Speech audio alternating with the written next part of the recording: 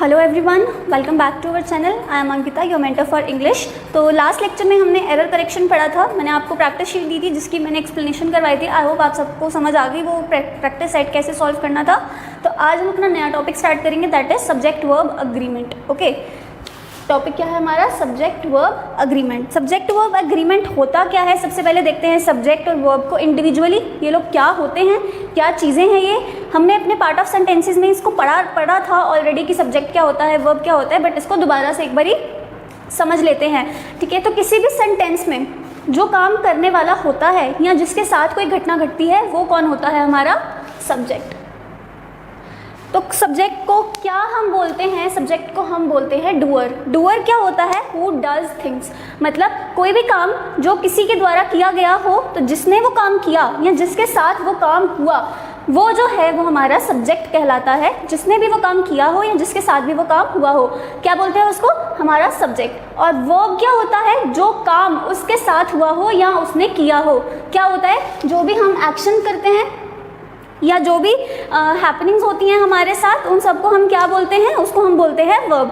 अब अग्रीमेंट का क्या मतलब है? अग्रीमेंट का मतलब है सहमति। हम सबको पता है कि अग्रीमेंट का मतलब होता है सहमति होना। हम अग्रीमेंट पेपर साइन करते हैं तो मतलब हम किसी एक जो उस पर है, एक बात पे हम लोग सहमत होते हैं, जिसको अग्री भी करते हैं। तो हम इस टॉपिक में क्या देखते हैं कि हमारा सब्जेक्ट हमें जो भी गिवन हो उसके साथ कौन सा वर्ब जो है वो अग्री करता है। ओके, सबसे पहले तो जो हमारा सब्जेक्ट है it is of two types. Two types कौन से? एक हो गया सिंगुलर, एक हो गया प्लूरल। सिंगुलर क्या हो गया? I, you, he, she, it, Mohan, Sohan, Ram, Ankita. ऐसे ही जैसे पूरी दुनिया भर के लोगों के नाम हो गए, हमारे मॉन्यूमेंट्स के नाम हो गए, हमारे रिवर्स के नाम हो गए। अगर हम वन पर्सन और one thing at a time लेते हैं तो वो सिंगुलर की कैटेगरी में आता है। ये सब तो हम सबको अच्छे से पता है फ्रॉम द वेरी बिगिनिंग, ये सब हमने पढ़ा है। और प्लूरल क्या होता है? जब एक से ज़्यादा की मात्रा हो, जैसे कि वी, दे, देम, और जैसे कुछ भी, चिकन्स, बॉयज़, गर्ल्स, जो भी प्लूरल क्या होते हैं, जो एक से ज़्यादा की जब मैं बात कर रही हूँ तो वो आ जाता है हमारा प्लूरल। अब हम देखते हैं कि वर्ब को हमारे सब्जेक्ट के साथ कैसे अग्री करवाया जाता है। सबसे पहले तो जैसे सब्जेक्ट हमने सिंगुलर और प्लूरल में इसको डिवाइड किया, वैसे ही हम वर्ब को भी सिंगुलर और प्लूरल में डिवाइड करेंगे।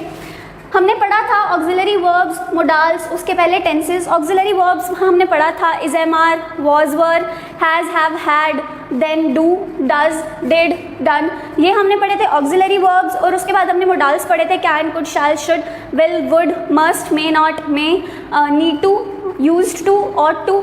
ये सब आपने मोडाल्स पढ़े थे। अगर मैं इज, एम, आर आपको बोलती हूँ तो हम सबको पता है कि जो इज़ और एम है ये हमारे सिंगुलर कैटेगरी में आते हैं, और जो आर है ये हमारा प्लूरल कैटेगरी में आता है। We all know that.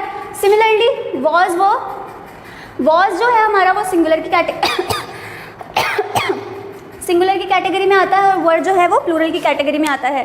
तो हमें क्या चीज़ पता होनी चाहिए? हमें ये चीज़ पता होनी चाहिए कि जब हमारा सब्जेक्ट जो है वो सिंगुलर होगा तो जो वर्ब होगा हमारा वो भी सिंगुलर ही होगा।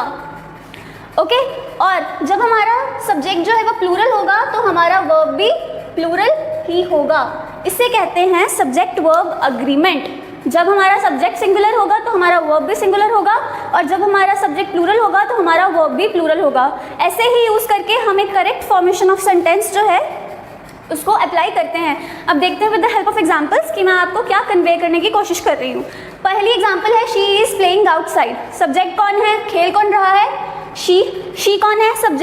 सब्जेक्ट प्लूरल है या सिंगुलर है? सब्जेक्ट ऑब्वियसली हमारा सिंगुलर है, तो हमारा वर्ब कौन सा यूज होगा?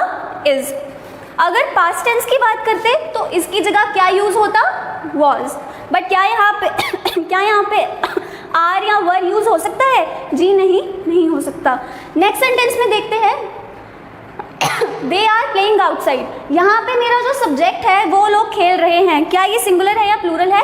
तो ये प्लूरल है। जब मेरा सब्जेक्ट प्लूरल है तो मेरा वर्ब क्या होगा? मेरा वर्ब होगा प्लूरल। आपको इस चीज़ का ध्यान रखना है। नेक्स्ट सेंटेंस में आ जाओ, Megha runs on the track. अब मेघा कौन है?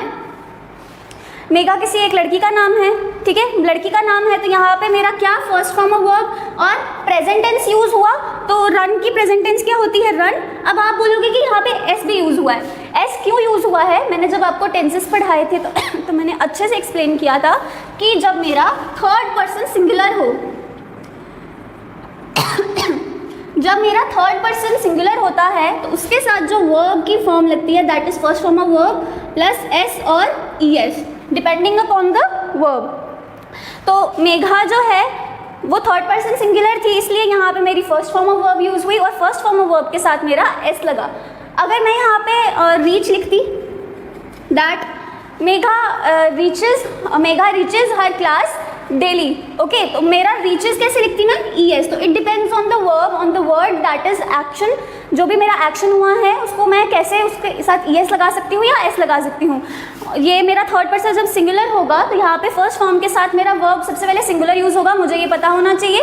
सिंगुलर वर्ब यूज होगा जब हम ऑक्सिलरी वर्ब्स यूज कर रहे हैं, बट जब हम नॉर्मल टेंसेज यूज कर रहे हैं तो मुझे क्या करना है, first form of verb plus S और ई एस लगाना है। देखते हैं अपना next sentence, we run on the track. Again क्या ये प्लूरल बन गया, जी हाँ प्लूरल बन गया। प्लूरल बन गया तो हमारा वर्ब कौन सा यूज होगा, अगेन तो हमारा वर्ब यूज होगा run which is plural form. Run की सिंगुलर फॉर्म क्या हुई, रन, और प्लूरल फॉर्म क्या हुई, रन। तो ये आपको कुछ बेसिक सेंटेंसेस का मैंने अभी सिर्फ बताया है कि सब्जेक्ट के अकॉर्डिंग वर्ब जो है वो कैसे मोल्ड होता है और किस तरह उसको यूटिलाइज किया जाता है। अब देखते हैं कुछ और सेंटेंसेस, इनसे आगे बढ़ते हैं। ये थे सिंपल सेंटेंसेस, अब हम आगे देखेंगे जब बीच में कंजंक्शन लगा हो या कंपाउंड सेंटेंसेज हो तो उन केसेस में हमारा वर्ब का जो अग्रीमेंट है वो कैसे होता है। तो अब से पहले हम एक सिंगल सब्जेक्ट वाले सेंटेंसेस के बारे में पढ़ रहे थे जहाँ पे सब्जेक्ट सिर्फ एक था, सब्जेक्ट में जो डूअर था वो सिर्फ एक था, बीच में किसी कंजंक्शन का यूज़ नहीं हुआ था। बट अब हम कुछ डिफरेंट सेंटेंसेस के बारे में पढ़ेंगे, कुछ ऐसे सेंटेंसेस जो कंपाउंड सब्जेक्ट्स हैं, जिनमें कंपाउंड सब्जेक्ट्स हैं। कंपाउंड सब्जेक्ट्स का डिफरेंस आप देख सकते हो, सेंटेंसेस को पढ़ो। आप देख रहे हो हर सेंटेंस में वर्ब से पहले दो सब्जेक्ट्स हैं। इस सेंटेंस में कौन कौन जो है वो सब्जेक्ट है, फादर और मदर। यहाँ पे पेन और पेंसिल, यहाँ पे जूही गर्ल्स, यहाँ पे लैब्स और क्लॉक्स। तो ऐसे सेंटेंसेस में ये बहुत ज़रूरी है जानना कि आपका वर्ब अग्रीमेंट जो है सब्जेक्ट के साथ वो कौन से सब्जेक्ट को देखते हुए किया जाएगा। इसको हम पढ़ेंगे अपने सेंटेंसेस की मदद से। फर्स्ट सेंटेंस देखो, my father and mother are sitting in the garden.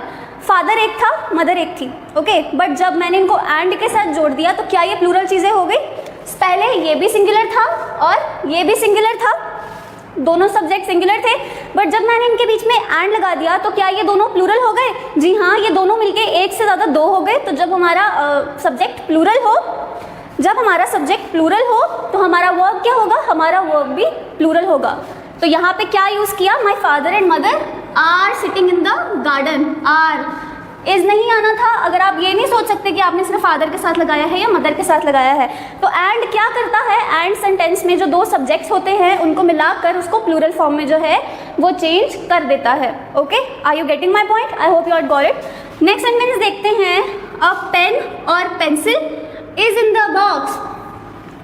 जब हमारे सब्जेक्ट्स जो हैं वो और की मदद से कनेक्टेड हो, पेन जो है वो भी एक सिंगुलर सब्जेक्ट है और पेंसिल जो है वो भी एक सिंगुलर सब्जेक्ट है, तो जब उनके बीच में और यूज़ हो जाता है, मतलब दोनों में से कोई एक चीज़ लगानी है हमको, या तो पेन या तो पेंसिल, तो ऐसे केसेस में क्या होता है, जो सब्जेक्ट है वो सिंगुलर ही रहता है।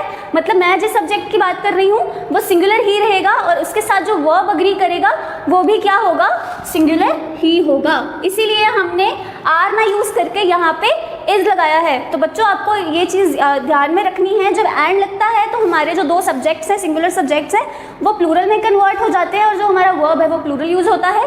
और जो हमारे अगर सेंटेंसेज में और कंजंक्शन यूज़ हुआ है, मतलब दो सब्जेक्ट्स में और कंजंक्शन यूज़ हुआ है, तो हमारा जो वर्ब लगेगा वो हमेशा कौन सा लगेगा, इज लगेगा, मतलब सिंगुलर वर्ब लगेगा। आ जाओ अब नेक्स्ट सेंटेंस में, neither Juhi nor the girls are going for the picnic. अब देखो ये मेरा जो सब्जेक्ट था ये सिंगुलर था और ये जो मेरा सब्जेक्ट था वो प्लूरल था। मैंने यहाँ पे वर्ब क्या यूज़ कर रखा है, प्लूरल। क्या यूज़ कर रखा है, प्लूरल। तो आपको क्या लगता है कि ये वर्ब मैंने प्लूरल क्यों यूज़ किया, ये वर्ब मैंने प्लूरल क्यों यूज़ किया, इसके लिए पहले देखते हैं फोर्थ वाला सेंटेंस भी। यहाँ पे जो मेरा सब्जेक्ट 1 है वो भी प्लूरल है और जो सब्जेक्ट 2 है मेरा वो भी प्लूरल है। लैम्प्स, क्लॉक्स, फिर भी मेरा यहाँ पे कौन सा वर्ब यूज हो रहा है? प्लूरल हो रहा है या नहीं?